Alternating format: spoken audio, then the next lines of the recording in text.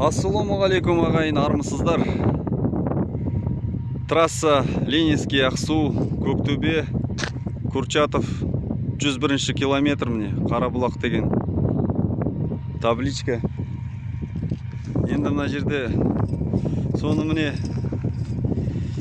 мына жерде білмеймін енді кімге керек болды, не үшін керек болды мынау. Босатып тастапты мынаны, алайын деген ба, ала алмаған ба.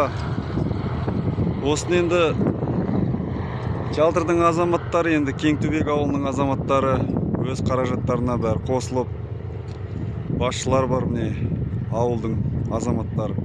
Осыны ұйымдастырып, осы Қарабұлақ істеп, жалпы Қарабұлақ деген енді қара деген қазақта қасиетті сөз ғой.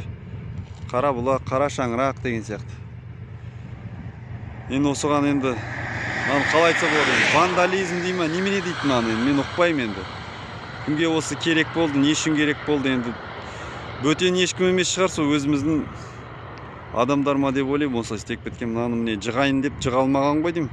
Ана екіншісін ана жерде жығып тастапты. Қазір сіздерге көрсетемін екіншісін. Енді бұндай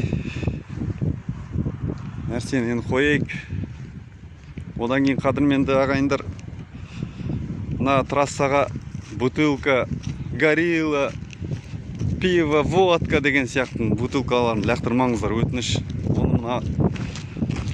Ол лақтырғанмен аспанға ұшып кетпейді, басқа планетаға кетіп қалмайды, Юпитер, Марсқа, айға ұшып кетпейді. Оны кәдімгі Д-85 жігіттері қолмен, қаппен жинайды кәдімгідей.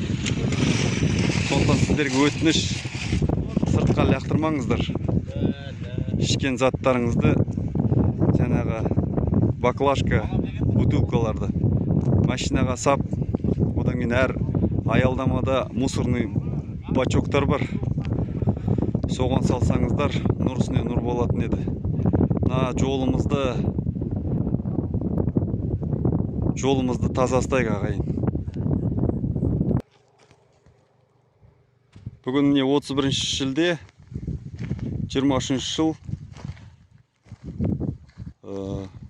Ленинский, Ақсу, Көктөбе, Курчатов тас жолы, міне Қарабұлақ деген біздің табличкамыз, міне соны сындырып құлатып кетті. Майыстырып кетті, мына жерден басып. Ой Алла, осы кімге керек болды? Мына жерде Қарабұлақ деп арнайы қойдым. Мына жерде бұлақ бар. Мотормен, шлангымен, стақанымен су, кереметтей мөп-мөлдір су, осының ішсін деп істелінген нәрсе жоқ, оны сындырып кету керек, знақты.